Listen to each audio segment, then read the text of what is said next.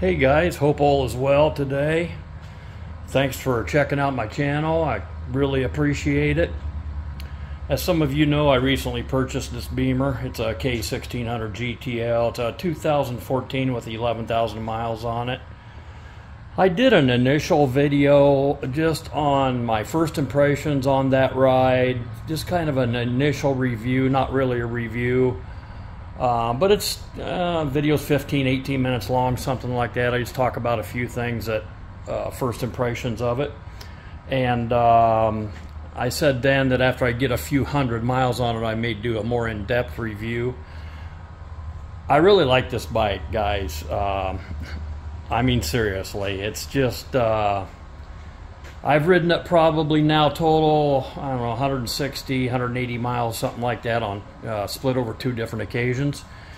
And like I say, I like just about everything about it. If I had something terrible to say, you guys that are used to my channel, you know I would say it.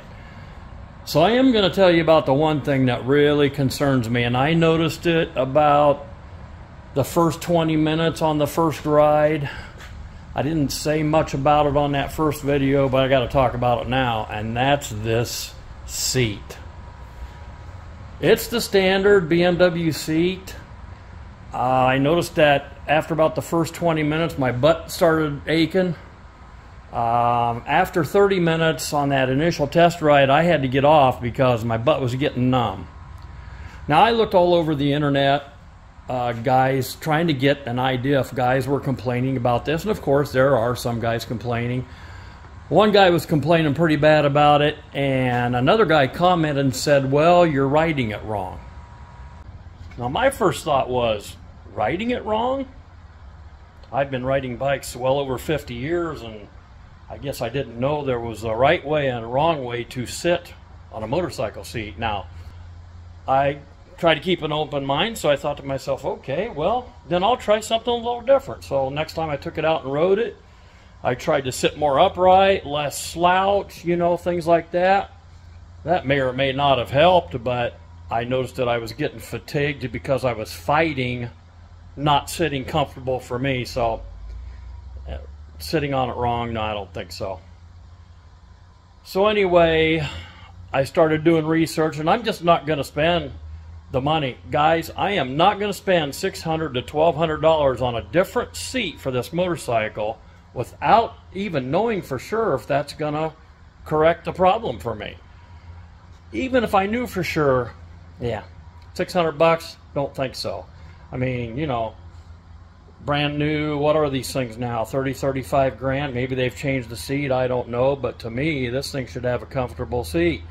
Now, a lot of guys will say they like this seat. So, obviously, there's a lot of different butts out there, right? I don't know that mine's any different than anybody else's. I'm 6 foot, about 200 pounds. I would say I'm the average size, so I don't know. I once rode a Goldwing back from Arlington, Texas, straight through, a little over 1,000 miles, and yeah, my butt was sore, man. I was on that bike every way you could possibly think to try to relieve the pain. But I can take this Goldwing out, it's a 2005, and not have an issue. So I got to do something with this seat.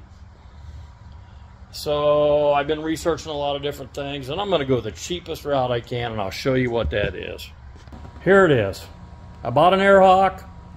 Most of you guys have probably heard of them. There's a ton of videos on YouTube about these Airhawks, but I don't know that there's one with an Airhawk mounted on a K1600GTL. I've seen them on other Beamers. I wasn't going to do a video, but I thought, okay, if I can't easily find one with one of these on the K1600GTL, then yeah, I'll do a video. So it was about 85 bucks, something like that. It's the Cruiser R in large. That's what I was told would fit best on this bike, which is cool because if this thing happens to work really well, for the heck of it, I might try it on my Goldwing, right? So here's what you get. Seems like it's pretty good quality, made in the USA, so that's very cool. Got the instructions for it, some straps, a couple of straps. Instructions are on the back, tells you to put air in it, put quite a bit of air in it, and get it on your seat, and then sit on your seat, and they want you to let the air out slowly via a thumb screw valve until your butt is about 1/2 inch away from the seat. In other words, you put very little air in it. Okay, that all makes sense to me, so we're going to try that. So the seat is easy to take off this Beamer, put the key in, turn it. By the way, there's what a Beamer looks like with the seat off. At least the battery is easily accessible. So here's the seat underneath. So the gentleman I bought this bike from, he didn't like this seat either. Now he was a little shorter than me, so different body type, but he really didn't like it either. His main complaint was it put too much pressure on the boys, as he said. In other words, he was too close to this and it just really bugged him. But his butt got sore too, he told me. So he was a machinist by trade. So he made these aluminum blocks that went right here on each side, put inserts in the frame so he could screw them down. As you can see, the mark here corresponds to the rubbers right here, so they would sit on those rubbers, and his thinking was he would raise it up a little to relieve the pressure up here.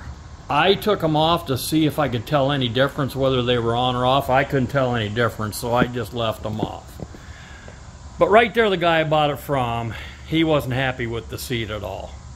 You guys that own one of these bikes, or even any BMW, the 1200 even, or something like that, please leave me a comment if you find that your seat is not acceptable.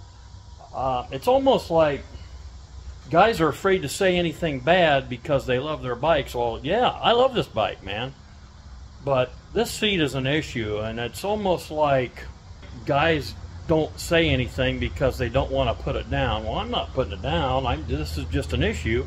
I'd like to hear if any of you guys have this issue, and if you did, or if you do have the issue, what did you do, if anything, to correct it? Did you spend $1,000 on a seat, and did that correct it?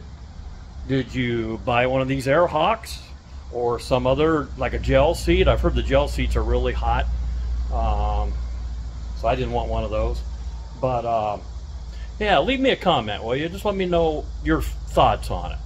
So in the instructions, they tell you to put these straps on in a crisscross pattern.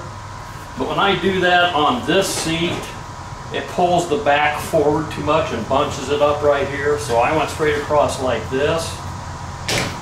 And then to keep this back in the sweet spot up against here, I put the straps behind these points of contact here. And I'm going to mount it that way, and hopefully that will work out. When you open this up, here's what the bladder looks like. You guys that know about these, it's all over the internet, these different chambers. I did what the instructions said, opened the valve, blew into it, got quite a bit of air in them. I might put a little more in them.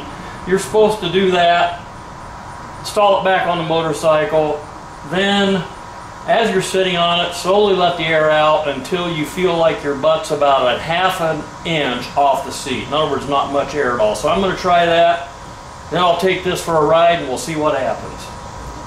So this is what the Air Hawk looks like on the bike. I could do without all the red, but I get it. Air Hawk wants to get some free advertising. If this thing works out, that doesn't bother me at all. Actually, it fits pretty well. Well, I hope it works out. If it does, to me, 80 or 85 bucks is a pretty cheap fix. It's got the quick release here, so if you park it somewhere and you're afraid of it getting stolen, you can just take it off real quick and throw it in your trunk, and it'll be a little safer there at least. So yeah, okay, going for a ride. Alright, so got it out here on the driveway. Step 6. You can check that you have not let too little or too much air out of the air pad by slowly leaning your body, not necessarily your bike, from side to side. You should be able to feel the air transferring beneath you slightly. If you feel yourself touching the base of the seat, add more air through the valve and adjust again by repeating the steps. I think I've got it adjusted as I can barely feel it moving side to side.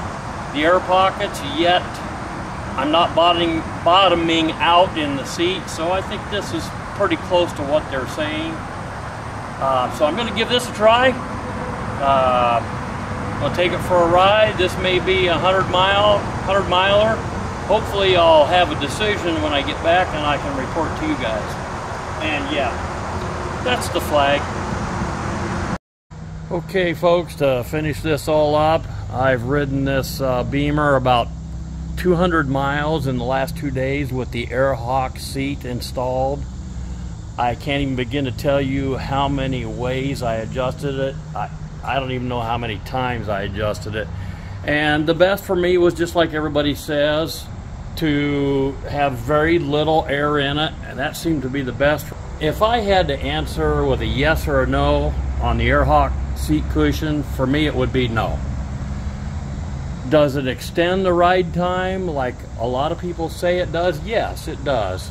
But it doesn't double it for me. If I start to get tired, butt sore after 20 minutes on this bike, yeah, maybe it'll extend it to 30 minutes, but for me, that's just not the answer.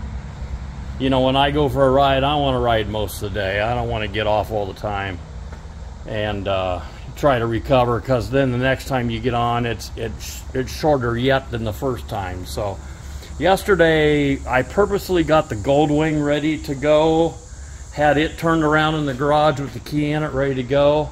So that when I got back with this bike, I rode it about 90 miles yesterday. When I got back with this bike, and my butt was sore, man. I mean, it was sore and numb.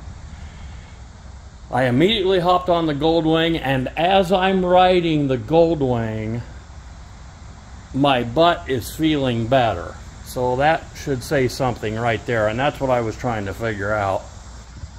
So one thing I did want to add, though, is one thing the AirHawk really did a great job of is making the seat cooler on the GTL. The stock seat gets hot to me, and I think the guy I bought it from might have had the same issue, because he even had the seat unplugged, the seat heater unplugged, and I think that was to make sure it wasn't on, because that seat gets hot after you ride it a while.